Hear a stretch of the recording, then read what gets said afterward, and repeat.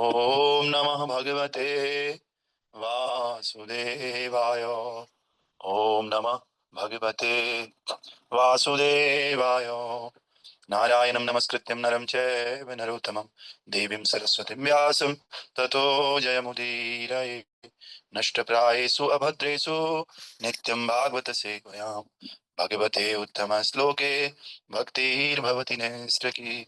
कृष्णाय वासुदेवाय देवकी नन्दनाय च नन्दगोपकुमाराय श्रीगोविन्दाय नमो नमः।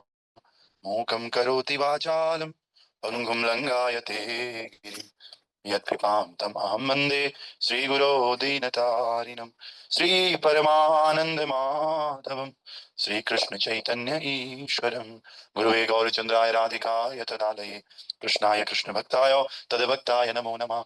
नमो विष्णुपादाय कृष्णपृष्ठाय भूतले श्रीमते भक्तिवेदान्त स्वामिने इति नामिने। नमस्ते सरस्वते देवे गौरवाणी प्रचारिणे निर्विशेष शून्यवादी पाश्चात्य देशतारिणे। जय श्री कृष्ण चैतन्य प्रभु नित्यानंद श्री अद्वैत गदाधर शिवासादि गौर भक्त वृंद। हरे कृष्णा कृष्ण कृष्ण हरे हरे हरे राम राम राम हरे हरे। नमो पंकज मालिने नमो पंकज नेत्राय नमस्ते पंकजांग्रये। ग्रंथराज श्रीमद्भागवत महापुराण की जय। श्रील प्रभुपाद गुरु महाराज की जय। अनंत कोटि वैष्णव वृंद की जय। नामाचार्य श्री हरिदास ठाकुर की जय। गौर हरि प्रेमानंदे हरि हरि बोल। तो आप सभी भक्तों का स्वागत है सुबह की भागवतम कक्षा में। और आज हम लोग श्रीमद् भागवत महापुराण का दूसरा स्कंद पढ़ रहे हैं। दूसरे स्कंद का दूसरा अध्याय जिसका नाम है हृदय में श्री भगवान। और इसका श्लोक संख्या हम पढ़ रहे हैं 34, जो इस प्रकार से है। भगवान ब्रह्म कात्स्नेन त्रिरन्वीक्ष मनीषया तदध्यावस्यत कूटस्थो रतिर आत्मनयतो भवेत्। भगवान ब्रह्म कात्स्येन त्रिरन्वीक्ष मनीषया तदध्यावस्यत कूटस्थो रतिर आत्मनयतो भवेत्। हरे कृष्ण। हरे कृष्ण प्रभु जी। भगवान ब्रह्मा कास्येन त्रिन्वीक्ष्य मनीषया तद्वस्ता कुटस्थो रति आत्मनयतो भवेत्। हरे कृष्ण प्रभु। भगवान ब्रह्मा कात्स्येन त्रीन् वीक्ष्य मनीषया तदतोष्यत कुटस्थो रतिरात्मनः यतो भवेत्। हरे कृष्ण। थैंक यू प्रभु जी। और कोई? हरे कृष्णा प्रभु जी, दंडवत प्रणाम। भगवान ब्रह्म कातस्ने त्रिविश्या मनीषया ध्यावस्य ध्यावस्यत् कूटस्थो रतिरात्मना यतो भवेत्। हरे कृष्ण प्रभु जी। यस भगवान ब्रह्मा कात्स्य ने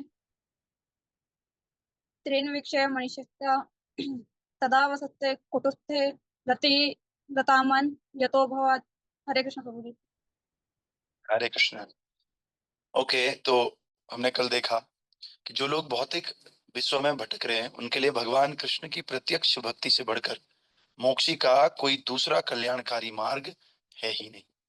तो इस पे हमने कल चर्चा करी थी कि भगवान की भक्ति में सेवा, ये जो भक्ति योग है, ये भवबंधन से उद्धार का एकमात्र पूर्ण साधन है। और भी साधन है but they are not wrong, गलत नहीं है वो, लेकिन कंप्लीट नहीं। तो जो भक्ति का मार्ग है वो कंप्लीट है, पूर्णता का मार्ग है। तो आगे क्या सुखदेव गोस्वामी कह रहे हैं, आइए आज देखते हैं। महापुरुष ब्रह्मा ने ध्यान पूर्वक तथा अत्यंत मनोयोग से वेदों का 3 बार अध्ययन किया और उनकी भली भांति समीक्षा कर लेने के बाद वे इस निष्कर्ष पर पहुंचे कि पूर्ण पुरुषोत्तम भगवान श्री कृष्ण के प्रति आकर्षण ही धर्म की सर्वोच्च सिद्धि है। तो भागवतम के पहले स्कंद में भी हम देखते हैं कि वासुदेवम न रतिमस्ति। अगर भगवान श्री कृष्ण के प्रति वासुदेव नहीं होता, रति नहीं होती है, तो श्रम एव ही केवलम। हम अपना काम कर लें, अपना नौकरी पेशा, बच्चों का, परिवार का लालन पालन कर लें, लेकिन ये करते हुए अगर भगवान में रति नहीं हुई, भगवान की भक्ति में इंटरेस्ट नहीं आया, तो ये मनुष्य जीवन केवल श्रम के समान है। केवल हमने व्यर्थ, जैसे गधा मजदूरी करता है वैसे हमने किया। ऐसे ही यहाँ पर भी कह रहे हैं, यहाँ पर क्या कह रहे हैं कि महापुरुष ब्रह्मा, एक्चुअली यहाँ पर दो शब्द हैं, भगवान ब्रह्म। ब्रह्मा नहीं है, ब्रह्म है।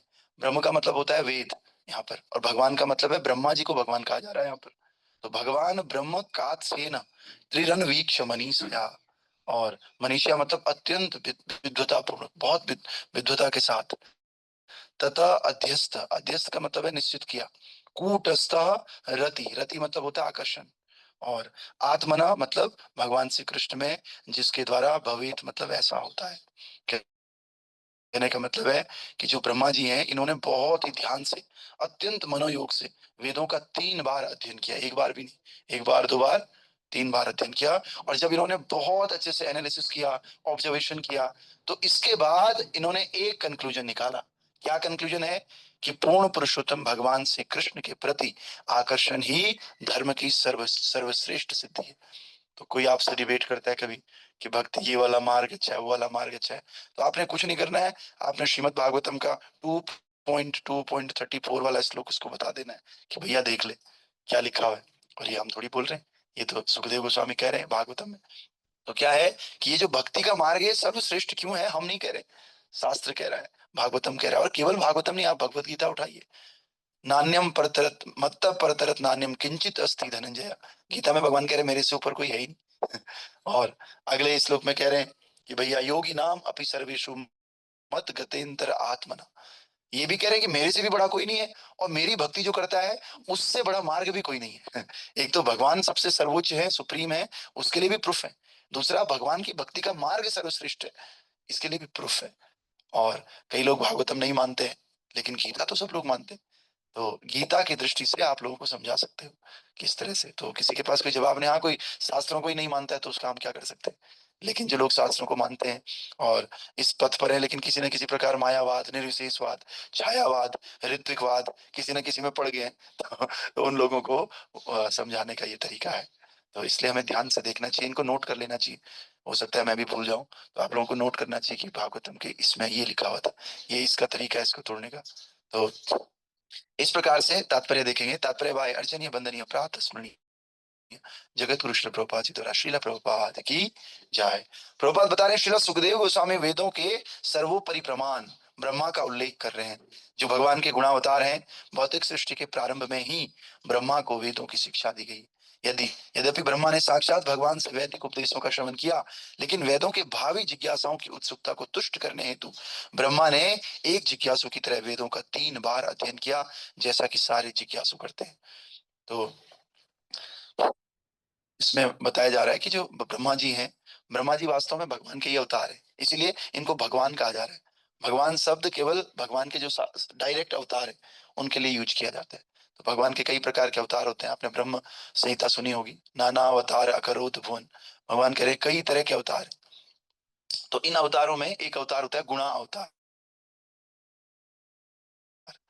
गुणा अवतार ब्रह्मा, विष्णु और महेश, इन तीनों के 3 अवतार हैं।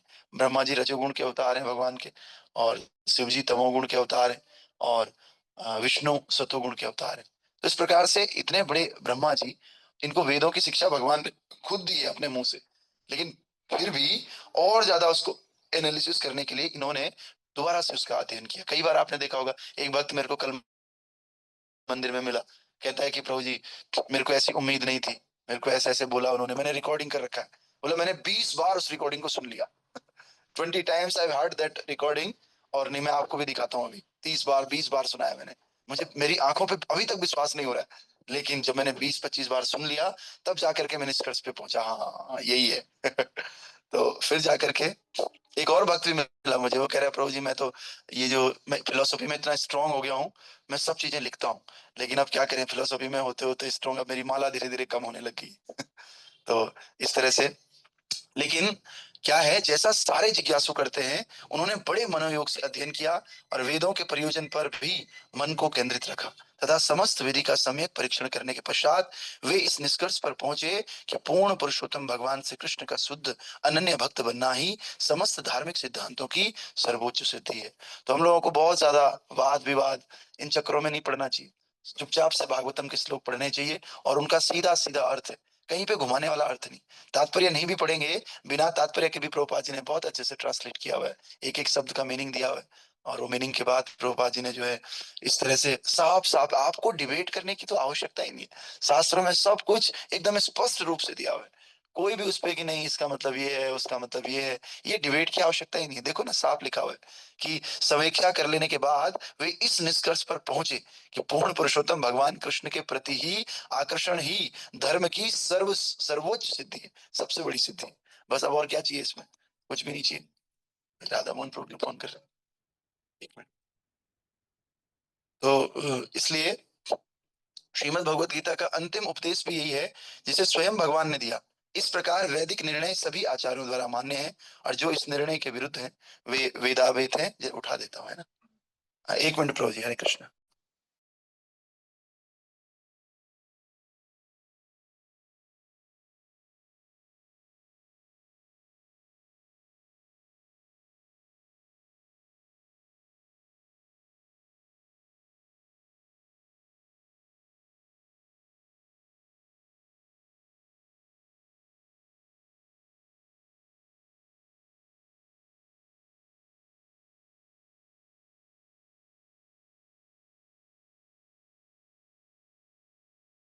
हरे कृष्ण। तो इस प्रकार से श्रीमद् भगवत गीता का अंतिम उपदेश भी यही है जिसे स्वयं भगवान ने दिया। इस प्रकार वैदिक निर्णय सभी आचार्यों द्वारा मान्य है, और जो इस निर्णय के विरुद्ध है वे वेदवादरत लोग हैं, जैसा कि भगवत गीता में कहा गया है। तो कह रहे हैं कि जो ये वेदों का केवल शास्त्र नहीं बताता है, आचार्य भी इसकी पुष्टि करते हैं। कई बार हम लोग शब्दों को समझ नहीं पाते, लेकिन आचार्य इसको और ज्यादा क्लियर करते हैं कि नहीं, इसका मतलब यही है ना। तो आज के लिए होमवर्क है भगवत गीता 2.42, श्लोका भी देख लेना, उसका अर्थ भी देख लेना। और आप अगर नहीं पढ़ोगे तो फिर कल मैं तो बताऊंगा ही। और जो गीता क्लासेस टीम है, वो गीता क्लासेस टीम आपको इसका वेदावेश से निकाल करके दे देगी, हिंदी अंग्रेजी दोनों में अर्थ। और वो पहले खुद से प्रयास करना, नहीं तो व्हाट्सएप ग्रुप में देख लेना, आपको मिल जाएगा 2.42। ठीक है।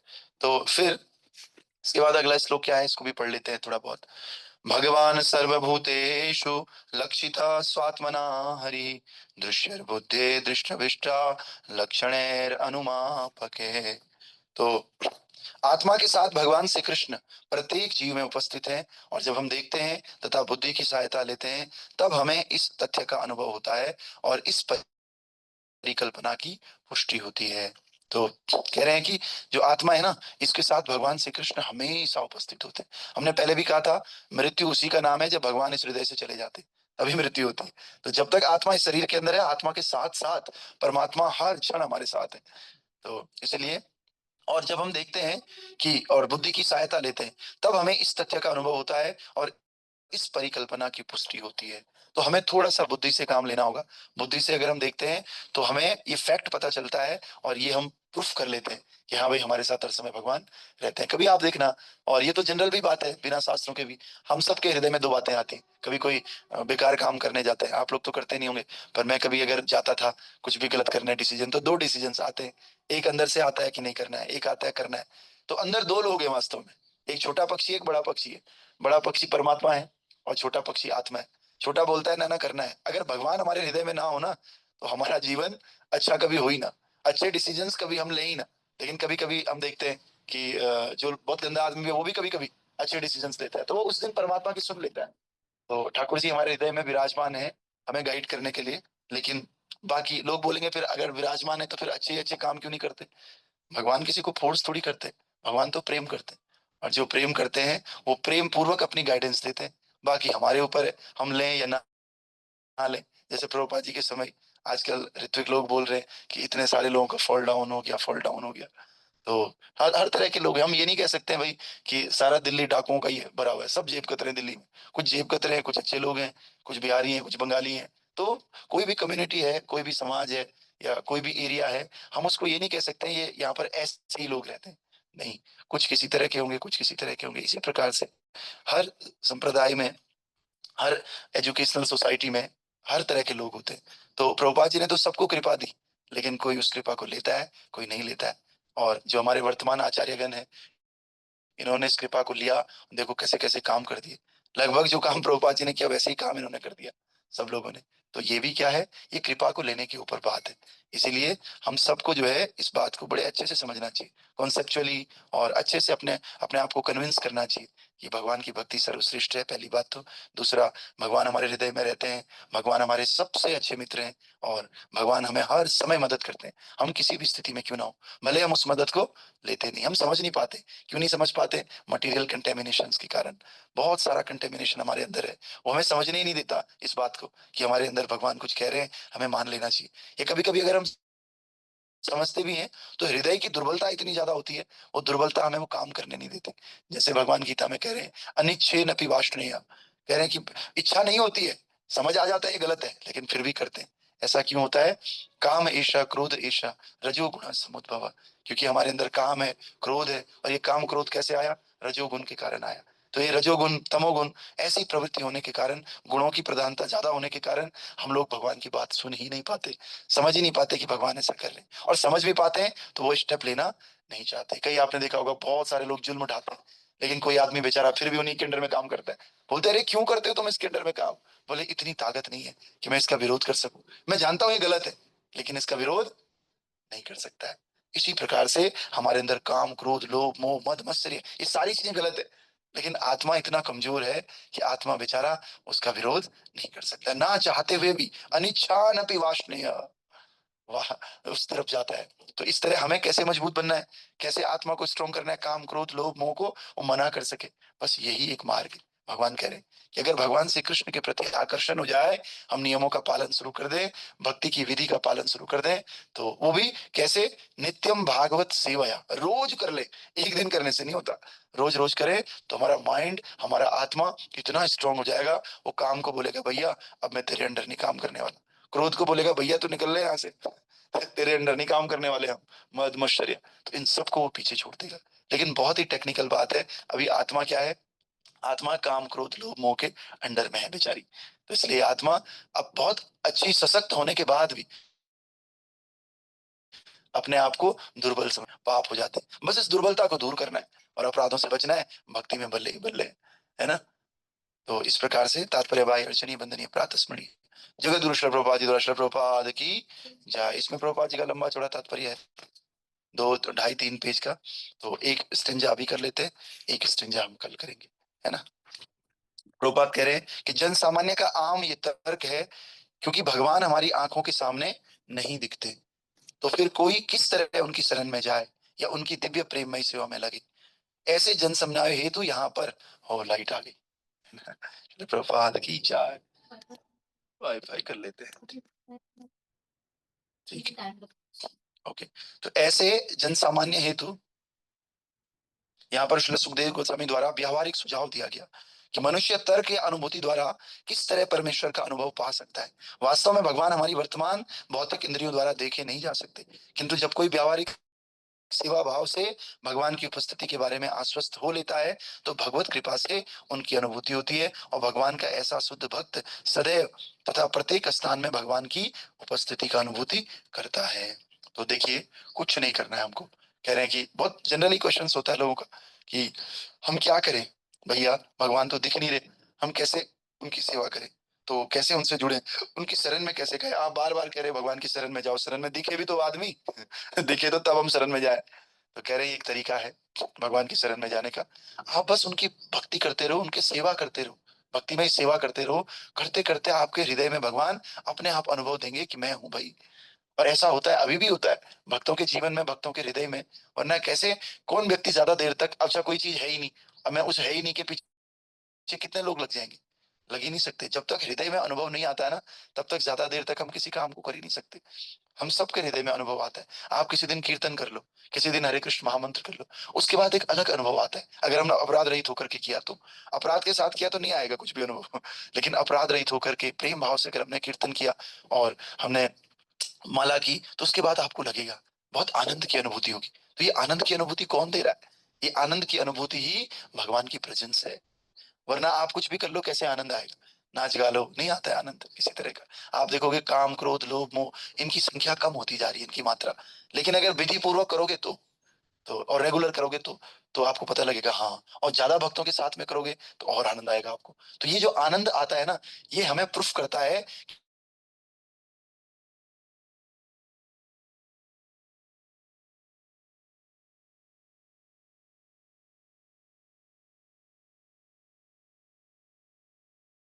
आनंद ही भगवान की उपस्थिति का सबसे बड़ा प्रमाण है।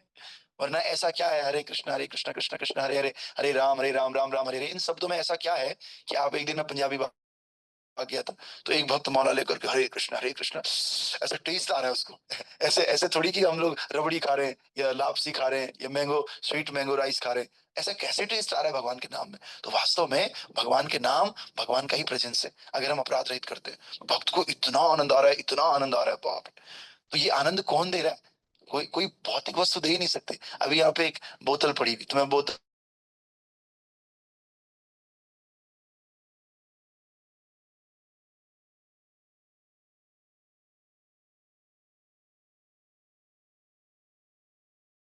तो ये क्या है? ये भगवान की प्रेजेंस है वास्तव में। तो आप जरा नाम जापक भक्तों के साथ रहना तो आपको पता लगेगा नाम की कितनी महत्ता है। 16 माला अगर किसी ने कर दी, प्रभुपाद जी ने कहा, तो माया उसको टच भी नहीं करती। 16 माला सुबह करके कोई चले गया अपने काम में तो माया उसको बिल्कुल छू नहीं सकती। ये प्रभुपाद जी का आदेश है। और ऐसे हमने जीवन में देखा है, जिन भक्तों की साधना बड़ी अच्छी रहती है उन भक्तों को माया का एम भी अटैक नहीं करता। और जिन भक्तों की थोड़ा, जिसने एक दिन भी नियमों के प्रति इधर उधर कर दिया ना, एक दिन भी छोड़ा, आज देख लेते हैं क्या करना है, तो धीरे धीरे वो एक दिन, 2 दिन, 3 दिन, 4 दिन, और वो भक्त फिर माया में गिर जाता है। भले वो कितना ही बड़ा क्यों ना हो, कितने ही सालों से क्यों ना हो हमारे भक्ति मार्ग में, लेकिन अगर नियमों के साथ तोड़ फोड़ किया, विधि के साथ थोड़ा इधर उधर किया, तो फिर वो व्यक्ति भक्ति माया में गिर जाएगा, पक्की बात है। तो मैं बार बार कहता हूं, अगर हमने कंसिस्टेंसी ब्रेक करी एक दिन भी, तो फिर हमारा वो जो आयुर्वेद की तरह है, एक दिन आपने दवाई खाना बंद कर दिया, कल से फिर जीरो से शुरू करना होगा। ये बात हमें उस दिन नहीं पता चलती। जैसे हम पंखा बंद करते हैं ना, पंखा बंद करते समय अचानक थोड़ी पंखा बंद होता है, स्पीड धीरे धीरे धीरे कम होती है और 2 मिनट बाद हमें पता लगता है अरे ये तो बंद हो गया, है ना। ऐसे ही होता है। अभी हम भक्तों के साथ हैं, बहुत अच्छी भक्ति कर रहे हैं, माला कर रहे हैं, मान लिया कल मैंने नियम तोड़ दिया, तो कल उतना उतना बेकार नहीं लगेगा, परसों थोड़ा, नरसों थोड़ा, धीरे धीरे होते होते एक दिन लगेगा अचानक 6 महीने बाद, अरे मैं तो माया में गिर गया। माया में गिरने का क्या मतलब है? भक्ति में पतन होने का क्या मतलब है? कि पहले काम नहीं था, क्रोध नहीं था, लोभ नहीं था, मद नहीं था, मत्सर्य नहीं था, 6 महीने बाद ये अचानक बढ़ जाता है। तो पता लगता है अच्छा, भक्ति में कहीं ना कहीं गिरावट आई। अगर आपको चेक करना है ना कि भक्ति ठीक चल रही है नहीं चल रही, बस ये देखिए काम कितना है, क्रोध कितना है, लोभ कितना है, मत्सर्य कितना है, अटैचमेंट कितनी हो रही है भौतिक चीजों से, बस ये देख लो। और इससे चेक कर लो, 6 महीने पहले इतनी थी, 6 महीने बाद इतनी थी, बहुत ऐसी होता है। तो इसी प्रकार से हमको बस एक ही काम करना है, सदा सेव्या सदा सेव्या सदा सेव्या श्रीमद् भागवती कथा। ये भागवत महापुराण के महात्म्य में श्लोक आता है, भागवतम में नहीं है श्लोकम। तो इसलिए आपको ये करो, सदा सदा सदा, रोज रोज रोज, इस शब्द को याद कर लो, रोज क्या, रोज, always, daily daily daily Bhagavad Gita. एक दिन में ना छूटे, छूटे तो कहीं और कर लो, छूट जैसे सुबह छूट गई तो दिन में कर लो, बस आधे घंटे ही करो, लेकिन रोज। वो कछुए और खरगोश वाली रेस हो जाती है। एक दिन तो 64-32 माला करी निर्जला के दिन, दूसरे दिन खूब उठते ही राजमा चावल, फिर उसके बाद दिन में पनीर खा लिया, फिर रात को फिर माला इधर उधर फेंक दी। ऐसा नहीं, रोज करना है। जो रोज करेगा, चाहे वो थोड़ा करेगा, उसको उसका फल मिलेगा, पक्का मिलेगा उसका फल।